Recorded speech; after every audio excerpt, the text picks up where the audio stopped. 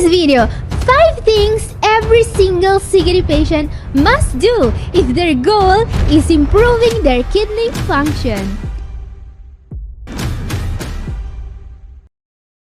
Catherine here, I'm a doctor of natural medicine. Let's imagine for a moment that you or a person you love have CKD and that your goal is to improve your renal function. The good news, this is possible. The bad news, the average nephrologist might look at you like you just asked if essential oils can cure a broken leg. But here's the truth. You can improve and avoid dialysis as long as you're following a low-protein, plant-based diet. Science is very clear on this. Now take a look at this study right here. It shows that even diabetic CKD patients can reduce their risk of ending up on dialysis when they follow a low or very low protein diet. Which means that this approach, the approach I use with all my patients, works for any kidney disease sufferer. However, not in every case patients get to stop CKD. Why? Well, in some cases, the problem is breaking one of the 5 rules. Yes, there are 5 rules that must never be broken if your goal is beating CKD. In today's video lecture, I will share with you what they are, starting with number 5, the mandatory supplements. Now, most of the supplements I recommend my patients are case dependent. For example, if your blood sugar is a little bit high, I will recommend berberine. If you have proteinuria, I will recommend cordyceps. And if your cholesterol is high, you are probably going to get some psyllium husk. And don't get me wrong, these supplements can help a lot, but they are not mandatory. Berberine, cordyceps, and psyllium husk are not something everyone must take. On the other hand, there are 3 supplements that even your nephrologist would recommend, if they actually gave a crap. These are a must for anyone on a plant-based diet. First essential supplement is B group vitamins. But why are they a must, you ask? Well, all B vitamins are very healthy. Vitamin B1, for example, is crucial for energy production and keeping your nervous system from turning into a disaster zone. It also protects the kidneys from diabetes, just like B7. Vitamin B3 or niacin helps with cholesterol. Vitamin B6 is crucial for red blood cell production. It fights anemia, and it's a common deficiency in CKD. Remember that anemia means faster kidney disease progression, alright? But the reason why taking vitamins of the B group is a must is mainly vitamin B12. You cannot get it from plant-based foods. I repeat, you cannot get B12 from plant-based foods. If you don't supplement it, you may end up with a deficiency, and guess what? That leads to anemia. And I don't know about you, but I would rather not have my energy levels tank and my kidneys decline even faster just because I was too stubborn to take a tiny pill. So yeah, B vitamins are a must. Now the second must here is a supplement of omega-3 fatty acids, because while you can get some of these essential nutrients from foods such as chia seeds, walnuts, and flax seeds, it's really hard to get enough omega-3s every day. And yeah, everyone knows omega-3s are good for your heart, but what if I told you that anything that's good for your heart is also good for your kidneys? In fact, omega-3 supplementation has been linked to lower blood pressure, reduce inflammation, and most importantly, lower proteinuria, and a slower decline in kidney function. Actually, there are large studies proving that CKD patients who supplement omega-3s are less likely to end up in dialysis. And that's basically why this supplement is a must. Just like probiotics, Among all the supplements I've mentioned, probiotics are the only ones that can actually improve kidney function, even if just a little bit. In fact, these supplements may help improve your gut health. And your gut is the only other organ that removes uremic toxins, aka the stuff that's turning your kidneys into a toxic waste dump. In other words, if you're serious about protecting your kidneys, your gut needs to be on your side. And I know, the idea of gut health affecting kidney health makes zero sense to 9 out of 10 doctors. But hey, the same people also thought smoking was good for you and not so long ago. Heck, some of them still think today that keto analogs is how Elon Musk calls one of his children. By the way, guys, if you think this info is useful, give this video a like and consider sharing it with anyone you know who suffers from CKD. Anyway, I know you think I forgot to add keto analogs to the list of essential supplements, but I didn't. It's just that they are not essential. We will see why in a moment. But first, number 4, an even more important rule. If your goal is improving, you must eat fruit at every meal, even with diabetes. Yeah, I know. Somewhere out there, a keto influencer just clutched their bagel in horror. But hear me out. Blueberries, lemon, olives, kiwi fruit. What do they all have in common? They're some of the healthiest foods for your kidneys. And brace yourself, they're all fruits. Blueberries, antioxidant powerhouses. Lemons, your body's detox system loves them. Olives, nature's version of ibuprofen, minus the kidney damage, of course. Kiwi fruit, the most vitamin C you can get per pound. And yet, some people still act like fruit is basically sugar-coated poison. Let me tell you a story. I got a call the other day from a patient I started on a renal diet a couple of months ago. She has diabetes and she was worried because her post-meal blood sugar hit 190. She goes, I know my postprandial glucose should be lower than that. Should I limit the amount of berries I eat? I asked her, well, are you losing weight? Yes, she said. I've lost 15 pounds in 2 months on this diet. And that's when I told her, then, I don't give a crap about your postprandial glucose. Eat all the berries you want. You know why I told her that? Not just because I still didn't had my morning coffee. I told her that because a slight blood sugar rise after eating is not what ruins your kidneys. Nope. This obsession with every slight change in your blood sugar must stop. It's years and years of chronically high blood sugar that causes the damage. That's why your HbA1c matters way more. And guess what? When you lose weight, that number goes down.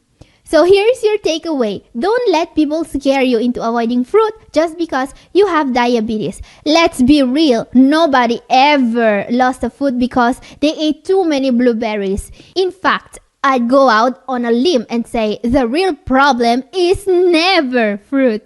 It's always the other thing on their plate. The one shaped like a double cheeseburger. Alright, before we move on to the next tip, let's make one thing crystal clear. None of this works if you are not on a renal diet.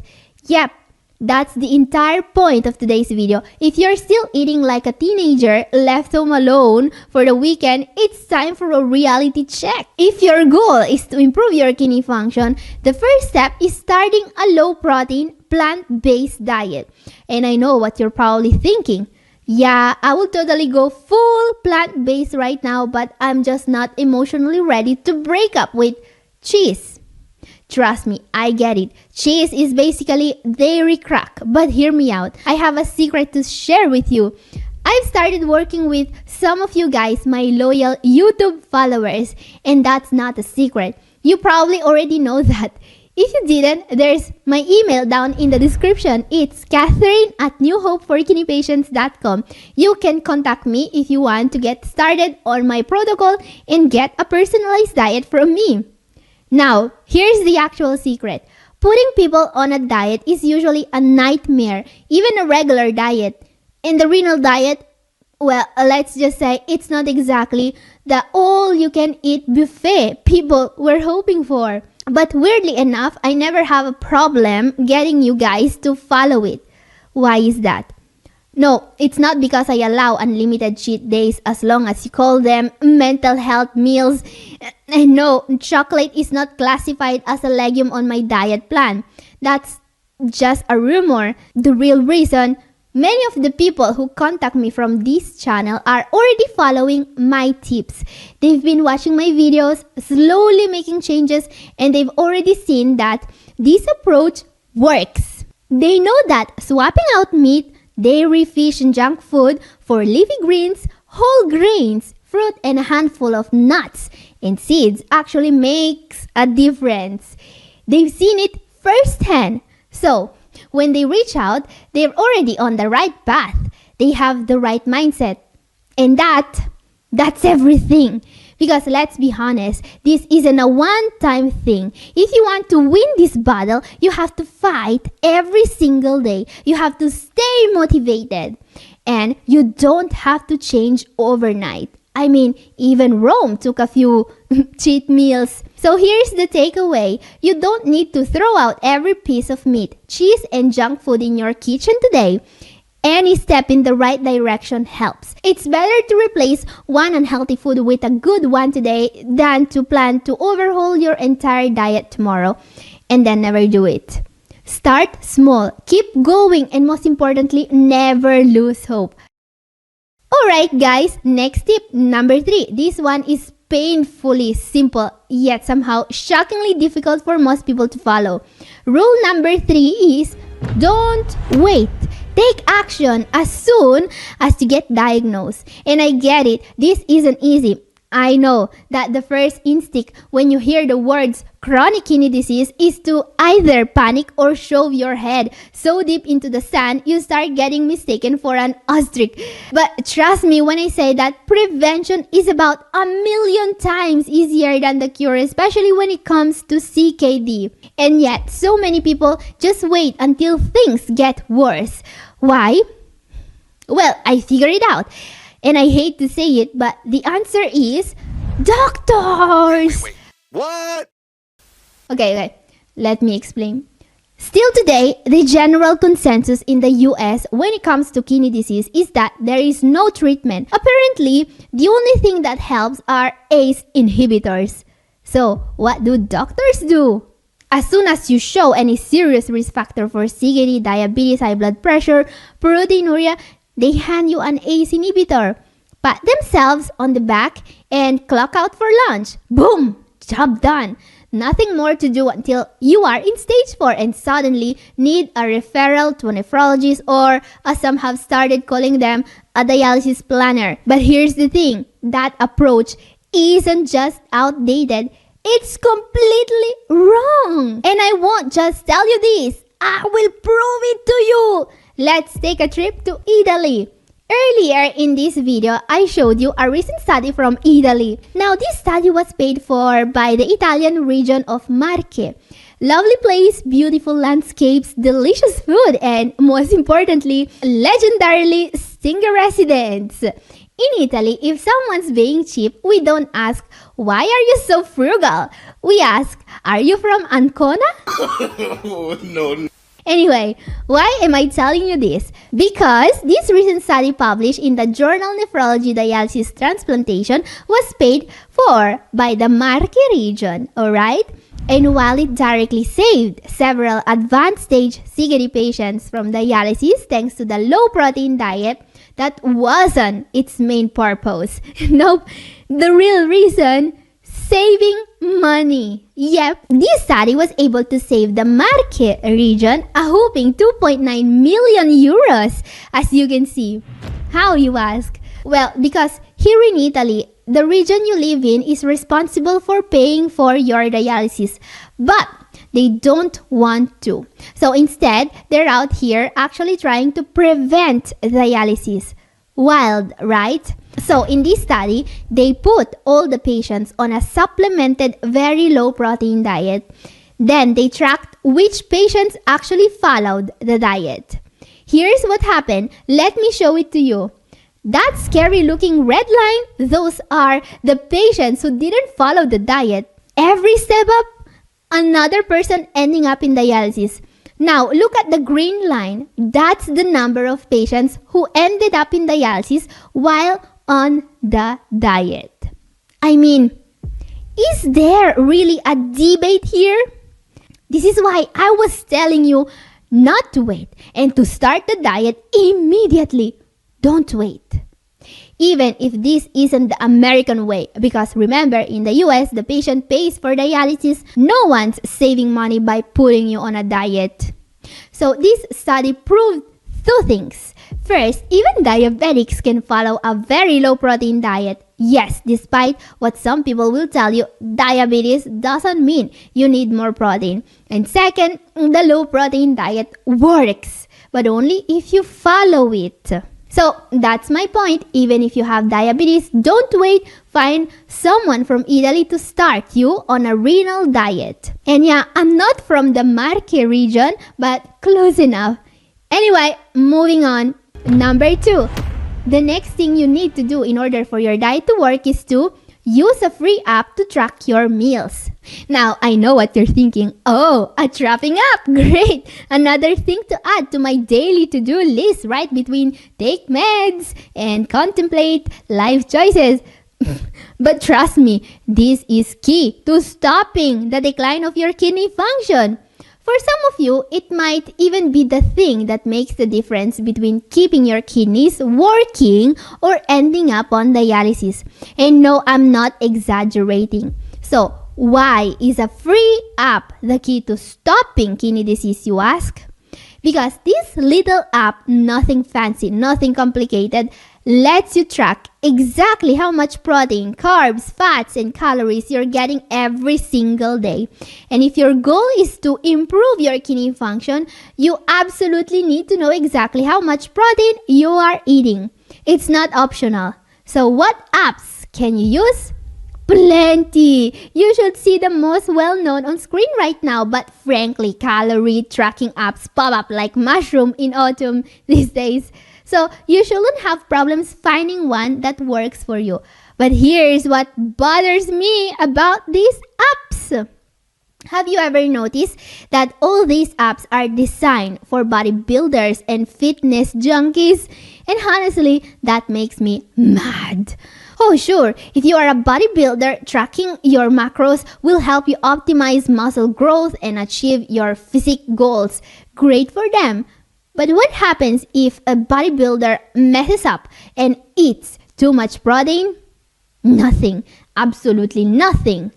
Meanwhile, if you eat too much protein, it literally accelerates kidney failure. If you don't track your intake properly, it's not about gains or cutting season or looking ripped for Instagram. It's about avoiding dialysis. Yes, because even the official guidelines for CKD say that you need to know exactly how much protein you're getting every day. So why are bodybuilders the only ones using these apps? They're using them to look shredded. We're using them to stay alive. So here's my advice. Let's be better than them. Let's steal their tools and use them to improve our kidney health. And this brings us to the number 1 for today. This isn't just the most important tip of today's video. It's the most important rule of them all when it comes to protecting your kidneys. Several studies have proven that not following this rule means, well, a faster GFR decline. So yeah, this one really matters. And of course, the study I mentioned in the beginning of the video is all about this one rule. Let's take a look. So as I mentioned earlier, this study from Italy saved the Marche region almost 3 million euros in dialysis costs over just 24 months. But here's the catch. They had to spend money first in order to save money later. How much, you ask? About 158,000 euros or 90 euros per month per patient to be exact. Now, I don't want to comment on what a wildly profitable return on investment that was, but let's play a little guessing game. What's the only thing in the world that you could spend 90 euros per month on that could help you avoid dialysis? Anyone? Maybe it was alkaline water? Nope. Maybe kidney detox supplements? Wrong again. Did they bribe doctors to actually talk to their patients for once? That would have been nice. But still no, they use that money to give every patient protein-free products every month. Yep, that's it. A proteic pasta. That's what helped these patients avoid dialysis. And they ate a lot of it. With 90 euros a month, each patient got around 300 grams of a proteic pasta per day. Or as I like to call it, the Italian healthcare system's version of a golden ticket. So let's think about this for a second. Even diabetic patients were able to delay dialysis just by eating a proteic pasta. I mean, go tell that to your favorite diabetes influencer and watch their head explode. Actually, this is a huge breakthrough because still today, you are not supposed to follow a very low protein diet if you have diabetes. So yeah, rule number 1 if you want to avoid dialysis is go as low protein as you possibly can. Easy as that. Anyway, Italy isn't the only country making major advances with the low protein diet. In fact, Japan is moving even faster than Italy. They've just invented a low protein staple food that doesn't just reduce protein intake, it also directly protects the kidneys. Their results are so impressive that this new low protein rice is now being considered all on its own as a way to stop kidney disease. And if that's something you want to know more about, watch my video up here, and this is all for today. Thank you for watching. God bless you all. Bye-bye. Ciao.